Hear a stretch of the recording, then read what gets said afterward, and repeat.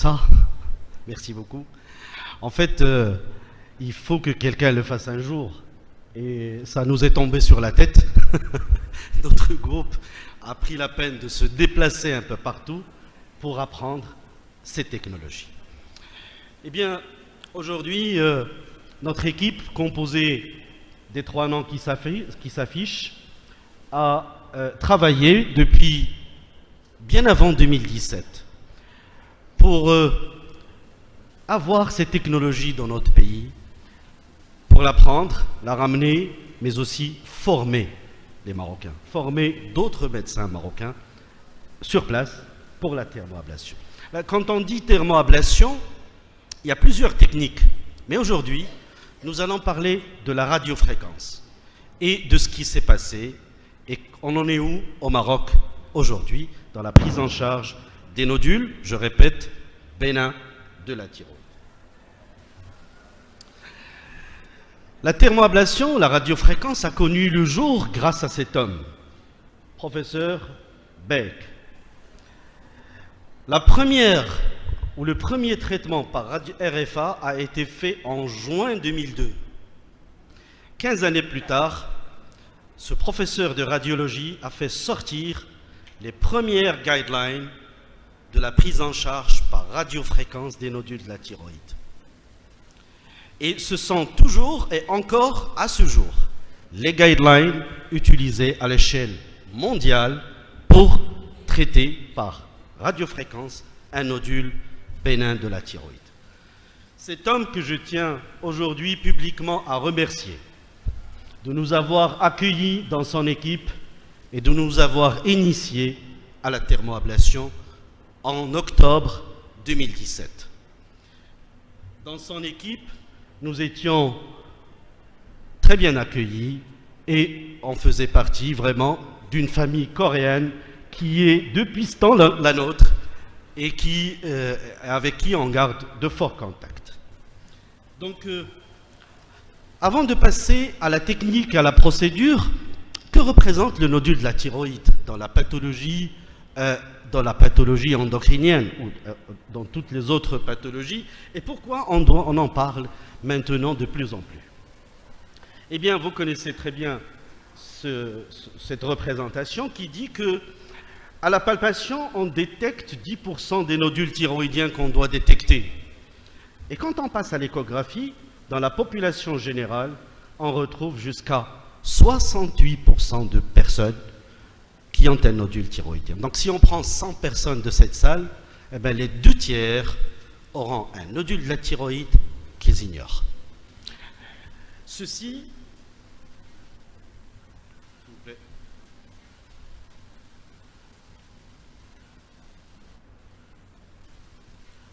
Ceci nous amène à réfléchir. Ignorer un nodule de la thyroïde, est-ce que c'est une bonne chose? À réfléchir sur l'évolution de ce nodule de la thyroïde, un nodule bénin de la thyroïde.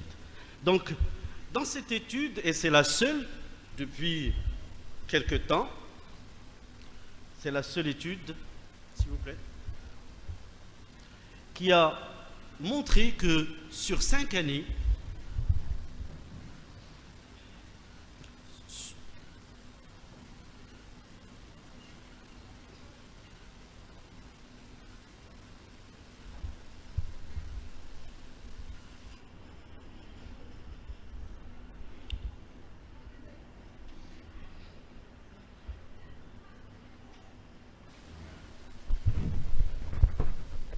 s'il vous plaît. Oui, merci. Alors, comment évolue un nodule bénin de la thyroïde en 5 années de suivi? On a remarqué dans cette étude, qui est un peu ancienne, que presque 75% de ces nodules bénins restent stables en 5 ans. Et que seuls 10% à 13% se rétractent et disparaissent. Et que entre 10 et 11% augmentent de volume. Donc cette évolution qui est un peu rassurante quelque part, puisque 80% restent stables, nous avait laissé pendant longtemps ignorer le nodule de la thyroïde. Et que le cancer ne se voit, ou la découverte du cancer dans un nodule qui était au début bénin, ne se voit que dans moins de 1%. Eh bien, cette évolution a fait que ce nodule de la thyroïde a été longtemps laissé à l'abandon.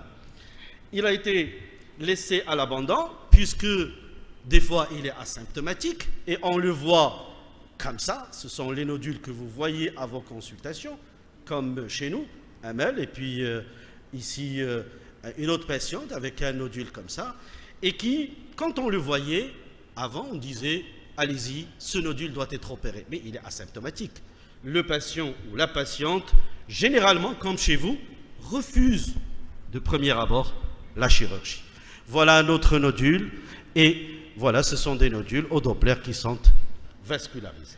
Et ils vont bien sûr continuer à augmenter. Voici d'autres exemples de nodules que nous voyons à nos consultations et que vous voyez aussi dans vos cabinets et dans vos consultations respectives. Alors, ce nodule ne dérange vraiment le patient que quand il devient symptomatique. Ça veut dire quoi? Ça veut dire qu'il peut être compressif, soit pour les voies aériennes, soit pour les voies vasculaires, ou il peut devenir visible et constituer un problème esthétique. Alors à ce moment-là, le nodule pose problème et le malade ou la patiente généralement se précipite vers une prise en charge et une thérapeutique qui va plutôt soigner le problème esthétique, mais pour nous, plutôt aussi soigner le nodule. Alors comment traiter ces nodules thyroïdiens bénins?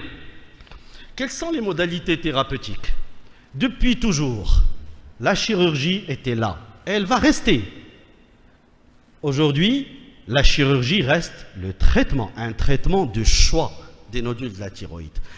Mais nos endocrinologues, quand le patient refuse la chirurgie, ou quand le nodule n'est pas symptomatique, proposaient autre chose, une simple surveillance. Et puis, la moitié des endocrinos présents vont proposer un médicament, de la lévothyroxine, et l'autre moitié va dire non. Qui a raison? Qui a tort? Le patient se trouve perdu entre deux prescriptions de deux confrères ou deux consoeurs de la même ville pour sa maladie. Et donc, il cherche solution. Il ne veut pas se faire opérer. C'est de là qu'est née la recherche d'une autre solution. Une autre solution qui s'est un petit peu illustrée dans la thermoablation. Et la thermoablation, ils sont plusieurs. Le traitement par radiofréquence, le traitement par laser et le traitement par micro-AF. Mais aussi les thérapeutiques non ablatives mais non thermales qui ont des thérapeutiques par éthanol. Et de là, ces procédures se sont développées. C'est un choix du médecin, mais c'est une demande pressante des patients. Alors aujourd'hui, je vais m'intéresser pendant cette séance qu'à la radiofréquence, le traitement par thermoablation par radiofréquence. Et pour traiter un nodule thyroïdien par radiofréquence aujourd'hui chez nous et partout ailleurs dans le monde, il faut que le nodule soit bénin. Et il faut que ce soit validé par deux cytoponctions. La première et puis la deuxième, avant d'aller vers le traitement par radiofréquence. Alors, la bénignité doit être validée par un cytologiste confirmé. Quand on a recruté ce patient, ou cette patiente, ou ce nodule pour thermoablation, qu'est-ce qu'il faut faire? Bon, on a décidé de ne plus regarder ce nodule, mais de le soigner. Et donc, de le soigner pour plusieurs raisons. Parce que le patient, la surveillance ne peut pas être active, ne peut pas être pas de suivi. Le patient peut disparaître dans la nature et revenir quelques années plus tard avec un nodule cancéreux et poser la question à son médecin qui lui a dit que c'était rien. Et puis, on a décidé, parce que maintenant, la thermoablation est une technique qui est de plus en plus connue, et c'est une technique qui s'intéresse aujourd'hui aux nodules bénins, mais pour laquelle il y a d'autres indications futures que nous allons voir tout à l'heure. Qu'est-ce qu'il nous faut pour réaliser une thermoablation par radiofréquence? De quoi nous avons besoin? Eh bien, nous avons besoin de 5 choses. Les 5 piliers du traitement par radiofréquence. Ils sont là. Le bon patient ou le bon nodule. Le bon patient, c'est quoi? c'est qu'il y a une indication à la thermoablation qui est retenue par un staff spécialisé, c'est que le patient ou le nodule ou le patient ne veut pas se faire opérer et qu'il préfère cette technique, cette innovation qui se fait sous anesthésie locale. Le bon patient, il faut le bon clinicien. Le bon clinicien, alors pour la première fois, mes amis, l'endocrinologue se met au devant de tout le monde. C'est l'endocrinologue interventionnel qui a la responsabilité de soigner des nodules thyroïdiens par thermoablation. Parce qu'en post-thermoablation, il y a une symptomatologie d'hyperthyroïdie ou d'hypothyroïdie que nos amis radiologues ne savent pas gérer ou que nos amis chirurgiens ne maîtrisent pas. Suivi du radiologue interventionnel, suivi du chirurgien, mais qui doit avoir une expérience dans la manipulation des ultrasons. Il faut, comme troisième pilier, un bon échographe. Une échographie excellente qui permet de voir et de suivre les images, mais qui permet aussi de voir la vascularisation des nodules.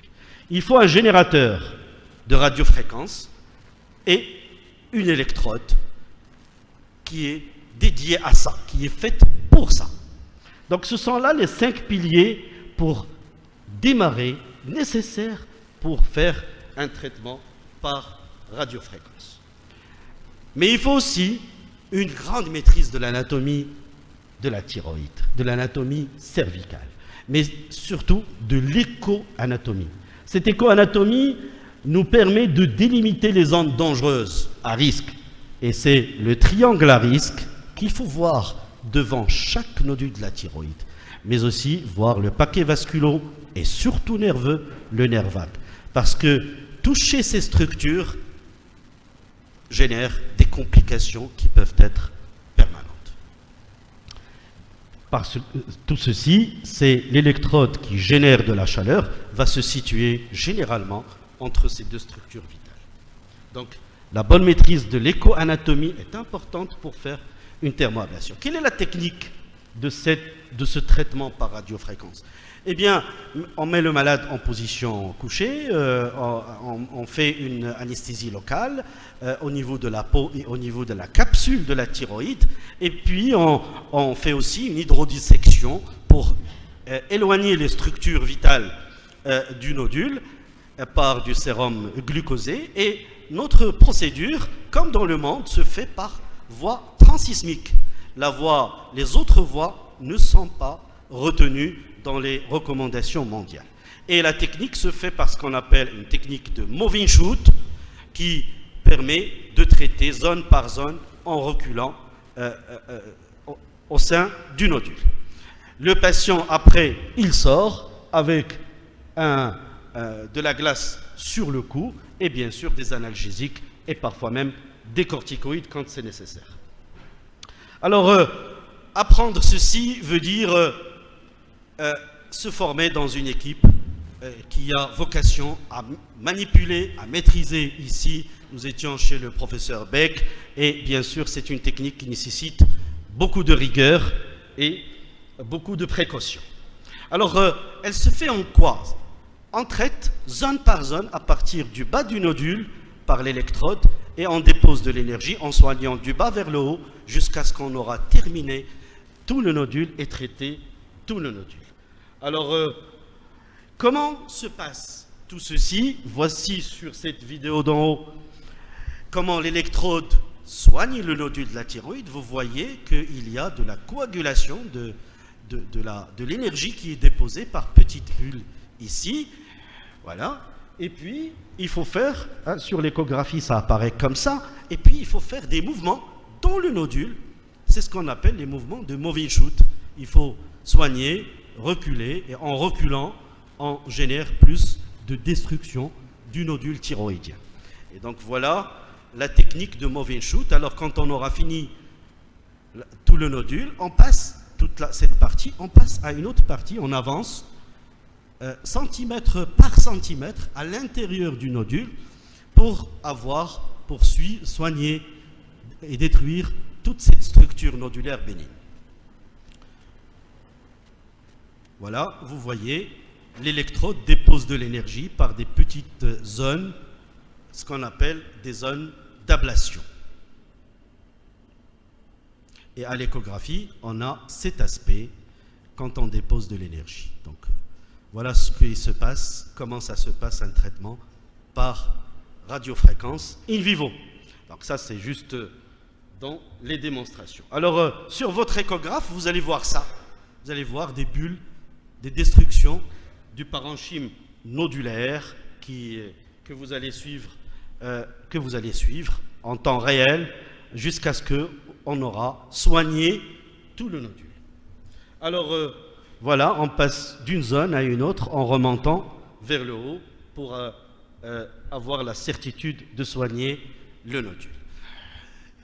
Ici, notre équipe est en train de travailler, de soigner des patients. Voilà, c'est des photos qu'on nous sent. On ne s'est pas encore mis à la photographie, mais ce sont des slides prises par des amateurs.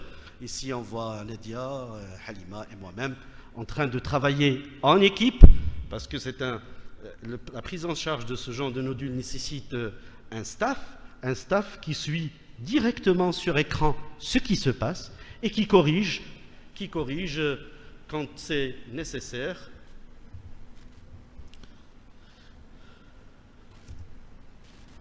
Alors là, il y a une petite vidéo, j'aimerais bien pouvoir la passer pour vous mettre un petit peu dans le climat de ce qu'on fait.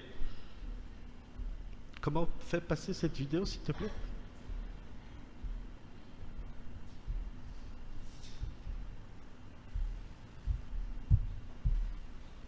Voilà.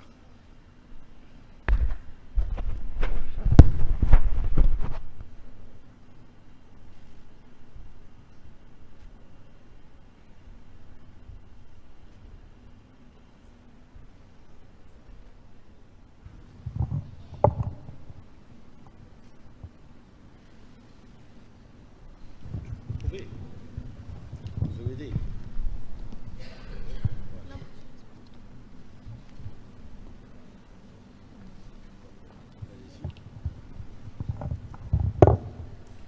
Voilà. Donc,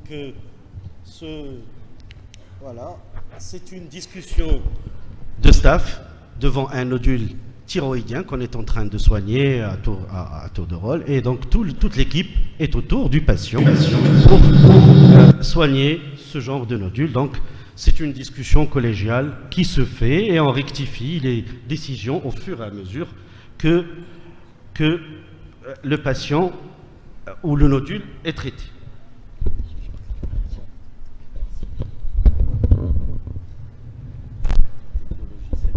Ça marche.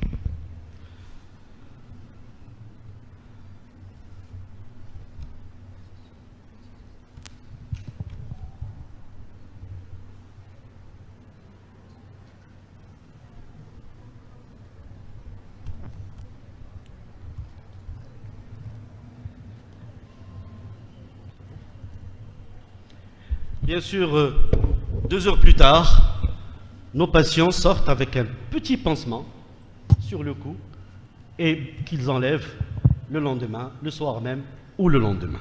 C'est dire que ces techniques, selon Beck, et qui nous a répété pendant tout le séjour, que c'est une technique qui est innovante, qu'elle a beaucoup d'avantages.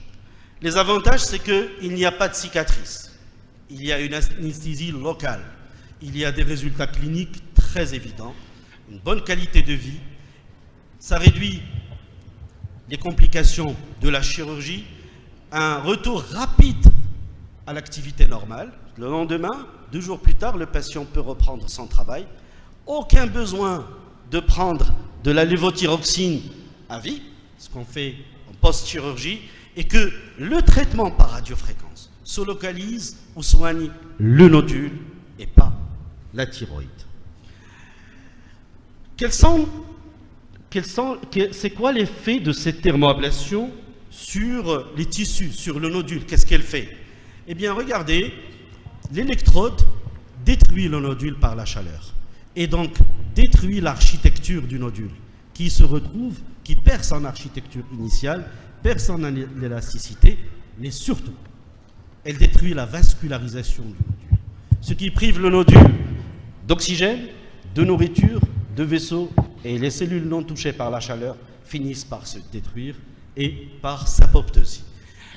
Quels sont les effets sur l'échographie? Qu'est-ce que vous allez voir après? Vous allez voir un nodule qui devient hypoéchogène, intensément hypoéchogène, et qui est, après le traitement, il n'y a plus de vascularisation à l'intérieur du nodule. S'il y a des vaisseaux restent, ça veut dire que le procédé, là où la procédure n'a pas été réussie. Et le succès de ces thérapeutiques se voit où? Il se voit quand le nodule devient asymptomatique, d'une part, et quand on a perdu la moitié, 50% du volume du nodule dans les 3 à 6 mois qui suivent le traitement. Alors, les publications avaient montré, toutes les publications, celle-ci italienne, une multi-analyse, multicentrique, avait montré comment la thermoablation touche un petit peu le nodule dans toutes ces zones, dans toutes ces régions, et que ces nodules, qu'ils soient de gros volume ou de petits volumes, après radiofréquence, le volume se réduit de façon très significative à 6 mois et même après 12 mois. Les études qui se sont intéressées à la réduction du volume sont les suivantes.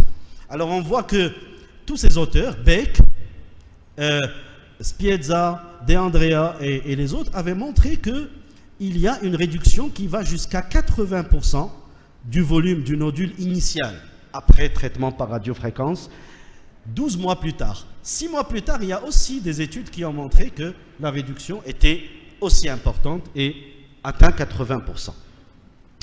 Chez nous au Maroc, quels sont nos résultats? Qu'est-ce qu'on a obtenu 5 mois après avoir démarré en mai 2022 la thermoablation au Maroc? Eh bien, ce qu'on a obtenu, voilà un patient qui avait un gros nodule pour lequel il a été proposé la chirurgie.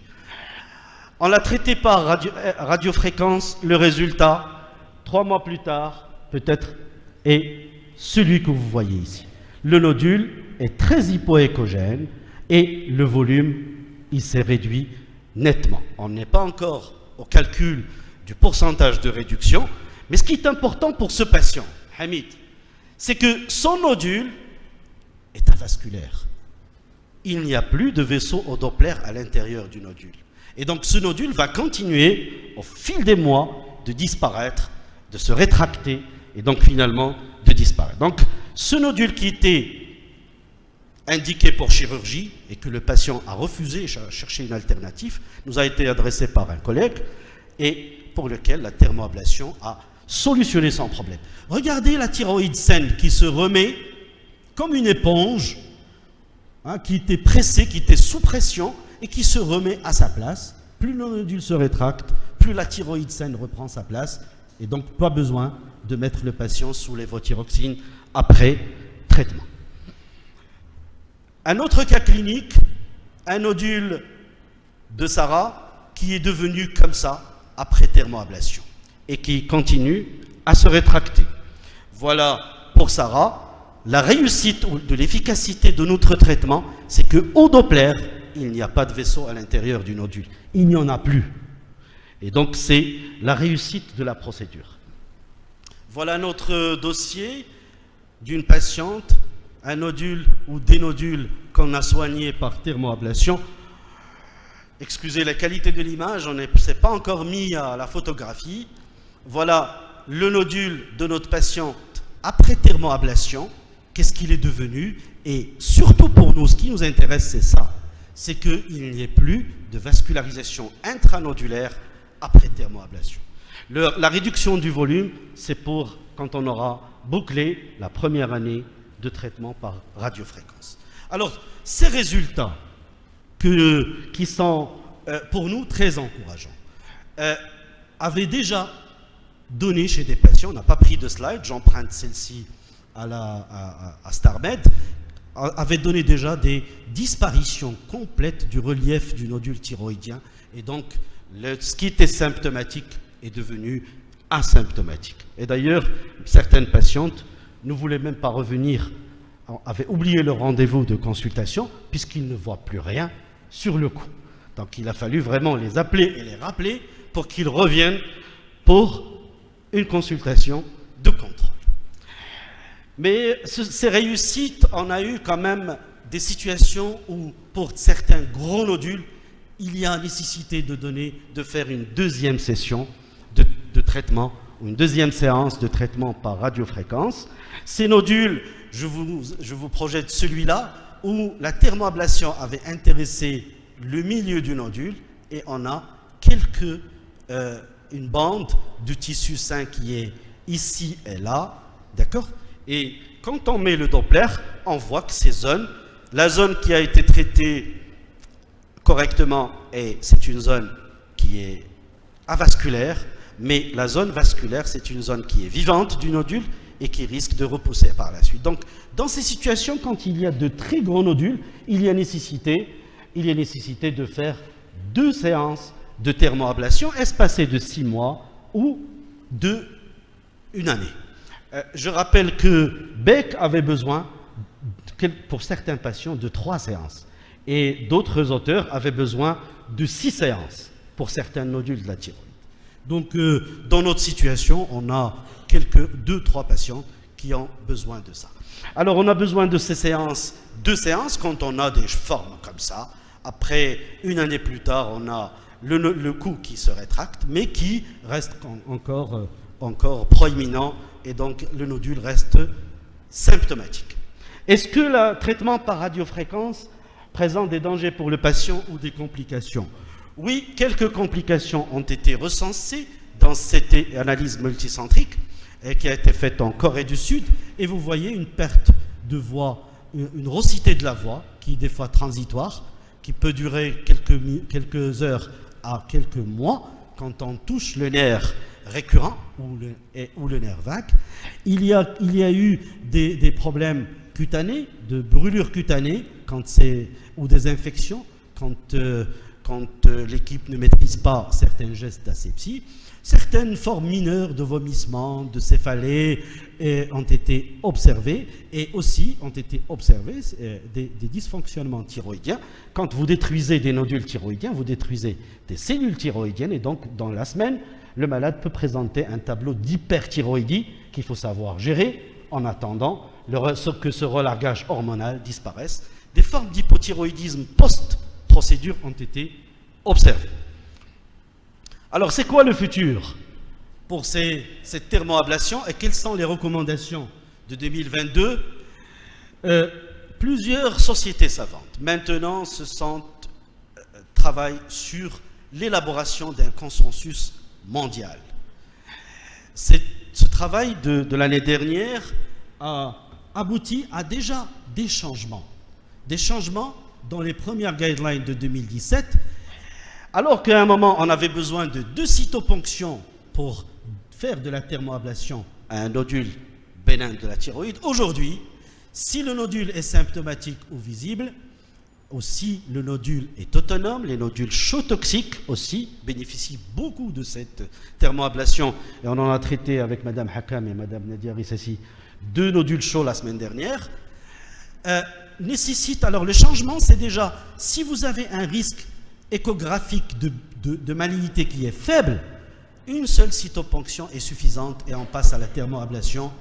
Et si on a un nodule autonome, une seule cytoponction est suffisante. Voilà les changements que ce consensus vient de publier. Ils ne sont pas encore adoptés à l'échelle mondiale, mais je crois que dans les prochaines publications, ils vont sortir. Le futur sera fait de quoi? Alors 2 choses importantes. Le microcarcinome papillaire de la thyroïde, on ne va plus l'opérer.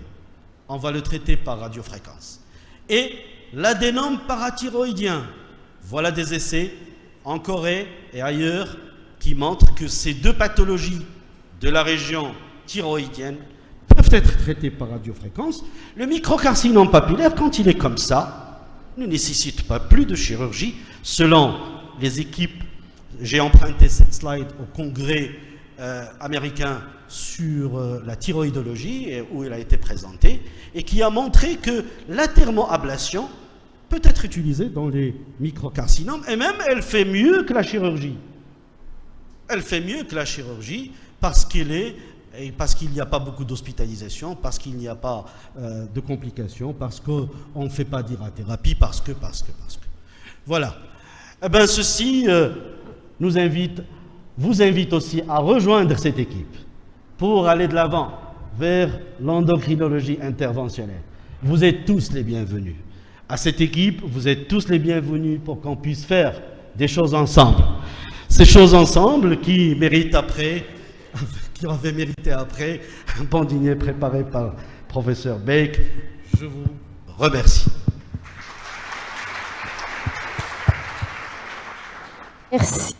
Merci. Ed, c'était très clair. Oui, c'était passionnant. Merci à toute l'équipe. Franchement, on est fiers de vous. Moi, j'ai une question.